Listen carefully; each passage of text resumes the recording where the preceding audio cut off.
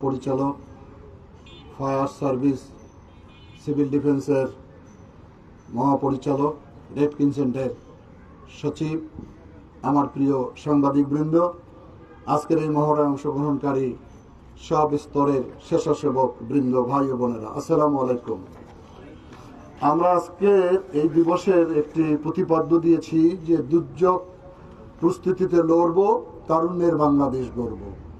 তারুণ্যকে কেন আমরা প্রাধান্য দিচ্ছি? আপনারা সবাই জানেন যে তারুণ্যের উদ্যম, দেশপ্রেম, সাহসিকতাকে আমরা সবচেয়ে বেশি গুরুত্বে আনতে চাই।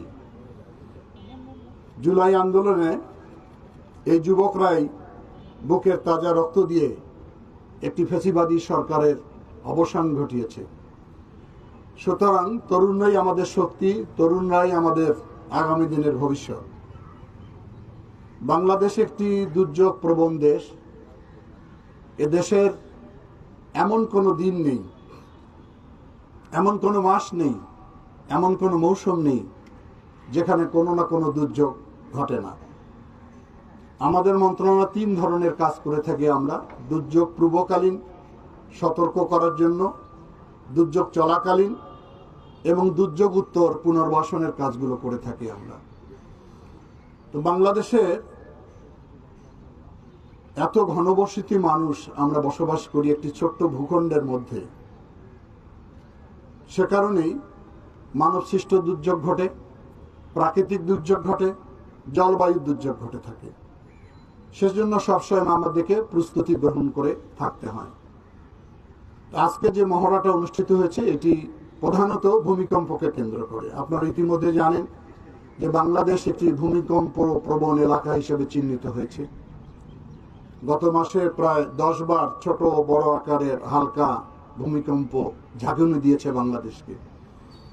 সেই প্রস্তুতিতে আমাদের কিরকম প্রস্তুতি রয়েছে সেই মহড়াটা অনুষ্ঠিত হয়েছে এখানে।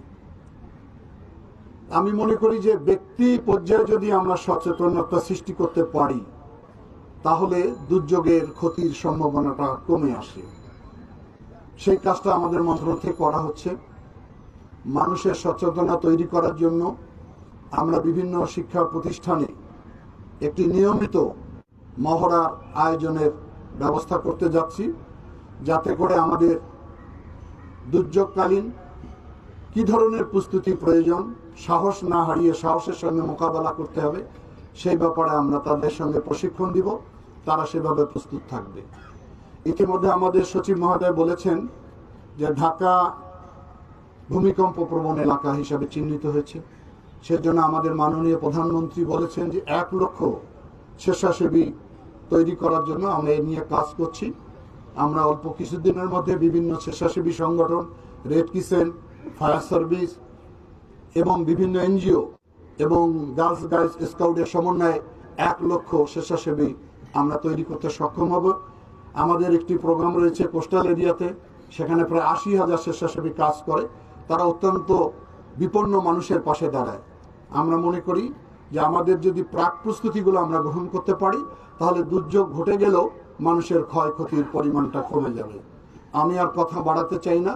আজকের এই দিনে বিশেষ করে ফায়ার সার্ভিস, সিভিল ডিফেন্সকে আমি আন্তরিক অভিনন্দন, ধন্যবাদ জানাচ্ছি যে তারা একটি সুন্দর মহড়ার মাধ্যমে কিভাবে দুর্যোগকালীন তারা কাজ করে সেটা আমাদেরকে দেখিয়েছেন।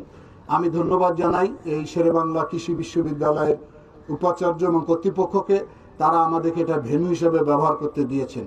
আমি ধন্যবাদ জানাই আমার প্রিয় সাংবাদিকবৃন্দ, তারা আজকে এই মহড়াটি প্রচার মাধ্যমে প্রচার করে জনগণকে আরো সচেতন করবেন এবং সহযোগিতা প্রদান করবেন। যারা এই মহড়ায় অংশগ্রহণ করেছেন সেই সমস্ত ভাইদের বোনদের আমার পক্ষ থেকে আন্তরিক অভিনন্দন এবং ধন্যবাদ জানিয়ে আমি আমার কথা এখানে শেষ করলাম। ধন্যবাদ।